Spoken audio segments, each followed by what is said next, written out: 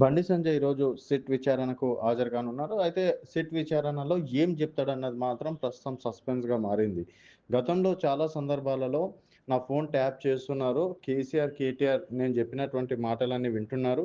నా ఫోనే కాకుండా కార్యకర్తల ఫోను, అలాగే నాకు సంబంధించినటువంటి బంధువుల ఫోన్ గూడా ట్యాప్ చేశారు అని జెప్పేసి గతంలో చాలా సందర్భాల్లో గూడా బండి సంజయ్ చెప్పడం అనేది జరిగింది.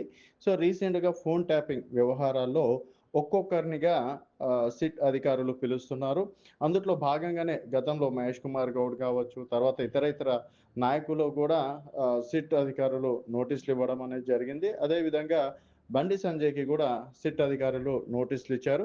సో, ఈ నోటీస్‌లో బండి సంజయ్ గారిని రావాలి అంటే ఈరోజు 'దిల్ కుష్' గెస్ట్ హౌస్‌కి బండి సంజయ్ ప్రయాణమయ్యారు. బండి సంజయ్‌తో పాటు వేలాది మంది కార్యకర్తలు గూడా సిట్ ఆహ్, అంటే సిట్ అధికారుల విషయానికి బండి సంజయ్ అటెండ్ కావడం. తర్వాత అందుట్లో కీలకంగా ఎప్పుడెప్పుడు ఫోన్ ట్యాపింగ్ చేశారు, ఏ సందర్భాల్లో ఫోన్ ట్యాపింగ్ చేయడం అనేది జరిగింది.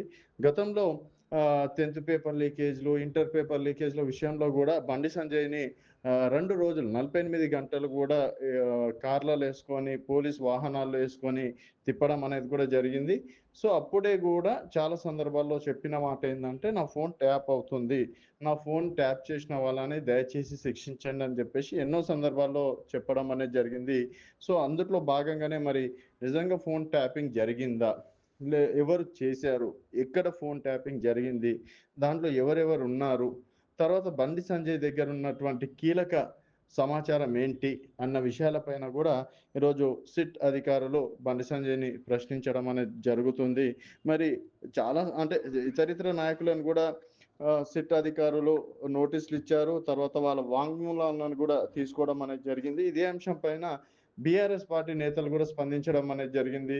తర్వాత సొంత పార్టీ ఎమ్మెల్యేల పైన గూడా ఫోన్ ట్యాపింగ్ జరుగుతుందని జెప్పేసి చాలా సందర్భాల్లో జెప్పారు. మరి ఎందుకు ఇప్పటి వరకు ఒక్క కేసు కూడా నమోదు కావడం లేదు? సో, ఇది కేవలం అధికార పార్టీ 6 గ్యారంటీలని పక్కదోవ పట్టించడానికే ఈ ఫోన్ ట్యాపింగ్ వ్యవహారం నడిపిస్తుంది. ఈవెన్ రీసెంట్‌గా రేవంత్ రెడ్డి గారు కూడా ఫోన్ ట్యాపింగ్ సంబంధించి ఒక మాట మాట్లాడడం అనేది జరిగింది. అవును, కొంతమందివి ఫోన్‌లో వినడంలో తప్పు లేదు. ఎందుకంటే అధికారంలో ఉన్నాం గాబట్టి ఎవరు ఏం జేస్తున్నారనే విషయాలు గూడా తెలుసుకోవడంలో తప్పు లేదు అని జెప్పేసి గూడా చెప్పడం అనేది జరిగింది. మరి ఫోన్ ట్యాపింగ్ అనేది తప్పు గాదా? మరి గతంలో రేవంత్ రెడ్డి ఎందుకు ఫోన్ ట్యాపింగ్ గురించి హైలైట్ జేయడం అనేది జరిగింది. మరిప్పుడు బండి సంజయ్ వాగ్దానాలని తీసుకొని మరి వారికి శిక్ష వేసే ప్రయత్నాలేమన్నా చేస్తారా? నిజంగా దీంట్లో ఫోన్ ట్యాపింగ్ జరిగి అంటే రీసెంట్‌గా 'ప్రభాకర్ రావు'ని గూడా అమెరికా నుంచి తీసుకురావడం అనేది జరిగింది. తర్వాత బంజారాహిల్స్ పోలీస్ స్టేషన్‌లో గూడా జూబ్లీ హిల్స్ పోలీస్ స్టేషన్‌లో గూడా వారిని విచారించడం అనేది జరిగింది. మరి ఆ విచారణకు సంబంధించినటువంటి ఇప్పటి వరకి ఏ విధంగాను బయట పడలేదు. మరిప్పుడు బండి సంజయ్ చెప్పడంతోటి మరోసారి ఫోన్ ట్యాపింగ్ ఇష్యూ అనేది హాట్ టాపిక్‌గా మారింది. మరిక్కడ కేటీఆర్, కేసీఆర్ పేర్లని ప్రధానంగా ప్రస్తావించే అవకాశం ఉంది.